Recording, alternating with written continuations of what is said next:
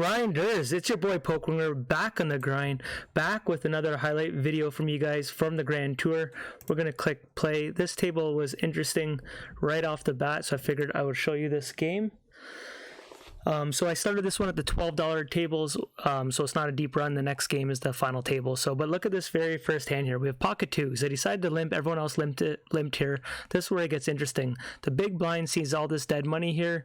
He decides to raise. Look at this. We got 4 for 4. So pause and look at that. I have pocket twos. We got 4 big blinds, 4 big blinds, 4 big blinds. So pause and look at that. What would you do?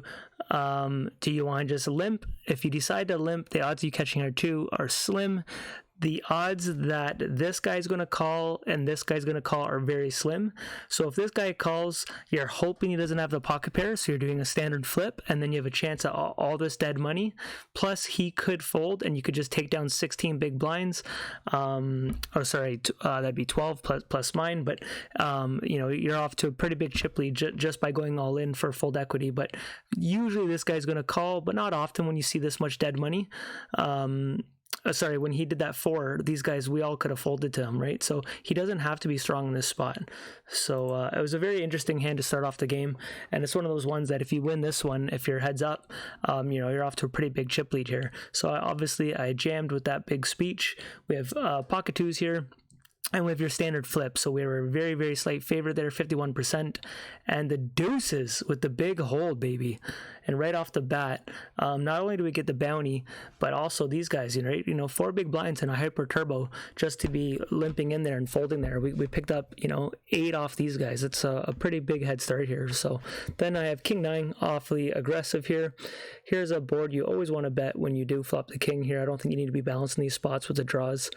And then here is pretty standard now. People size up their turn bets, so I'm playing pretty fast. I size it up, and then I'm going to pause it here again. So this is a beautiful card for me because if he had if he has a queen, if he has a 2, any 6, 7s, 8s, all my draws missed. So his queen and his smaller pairs would still be good.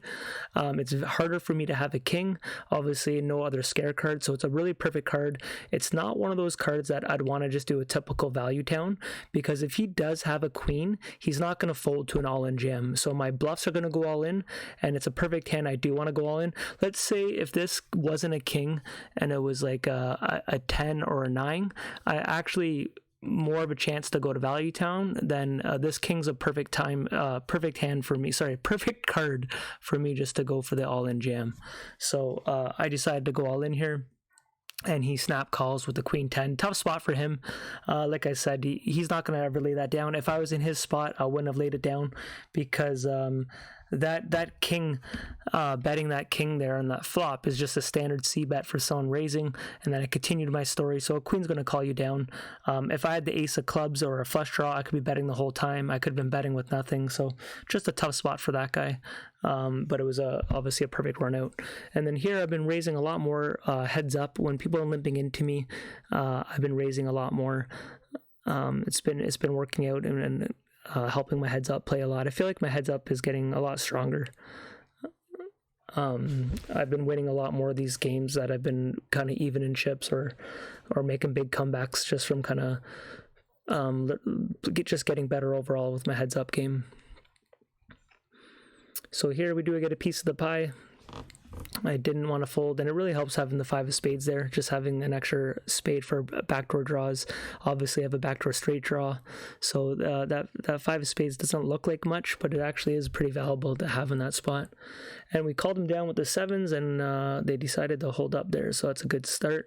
Here I was thinking of limping, and then he saw me quickly raise. I just decided to keep on the aggressive. I have a huge chip lead.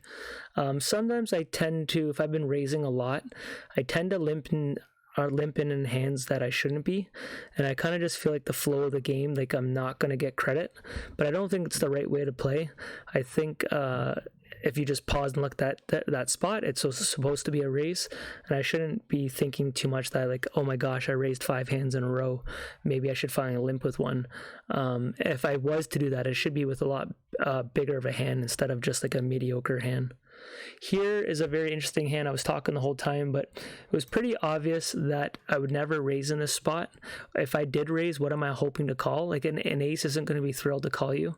And it was pretty obvious the way he called me down here, that I'm not going to fold, but it's not a spot I would never want to raise. So I just decided to call.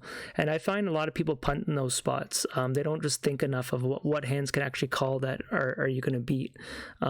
So I saved some chips by just calling there. It's standard for some people, but other people not as much.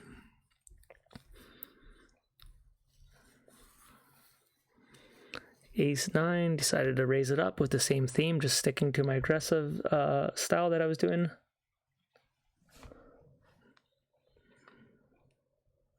For you stock people, tonight at 5:30, I'm counting down the minutes. Actually, this is the time of the video. In 20 minutes, BlackBerry has an earnings report, so I'm really looking forward to watching that, listening to see how that goes out for you stock people out there. Okay, limped in with the 7-3 suited here. I think it's standard limp, and here I definitely want to defend with how deep we are. If I was like 15 big blinds, 12 big blinds around there, I wouldn't be calling, but I'm so deep that it's the type of hand that if I hit, you can probably stack them sometimes. So that's when your stack sizes really change, like your limping ranges and stuff.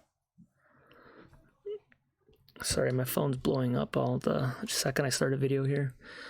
Queen 5 is an easy fold for 15 bigs. I do limp in with the 3-6, and that's where I'm not totally confident enough to know. I just feel like in the when you're in the button heads up, you should be limping in with, like, when you have such a chip lead here, like almost your entire range. I'm just not totally positive with that, but I would think it's got to be above 90% you're supposed to be limping with. Pocket 2s, I debated about jamming there, but I just felt like I was doing so well with them heads up, like why take the risk? But I bet you just by looking at that, I probably should have just jammed, because there is fold equity, and same thing, you know, could have just won another flip to win it. Okay, it's about to get loud. I apologize, but we only have a couple more minutes left of the video. My furnace is clicking on. That's why I've been telling you guys I've been doing some of these videos just with music. Here, I called him down with the 2s. That was a very bad river for us to want to continue this, because Jack King got there, everything got there. So if he would have bet that river, I folded, but he caught the turn. We throw the little horseshoe. Once again, sorry about the noise here. Hopefully we can get this game over with.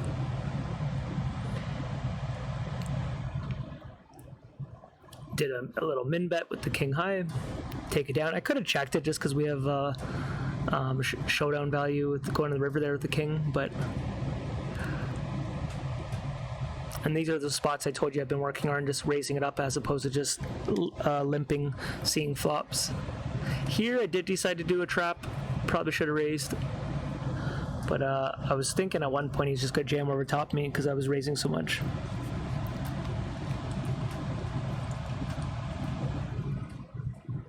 But it's good to mix it up though.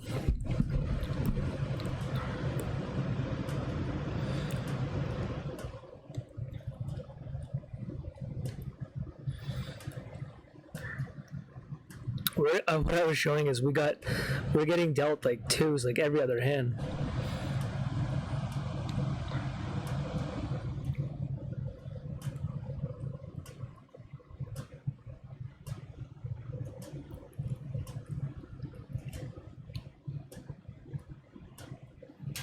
So what I notice, people keep asking me about the Grand Tour and Kickoff.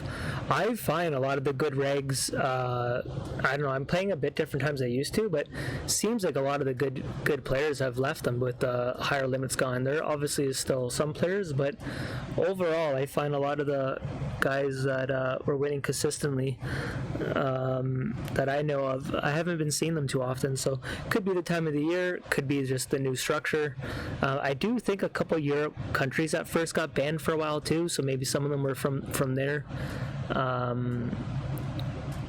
So here's another spot, guys. You could pause and look at that.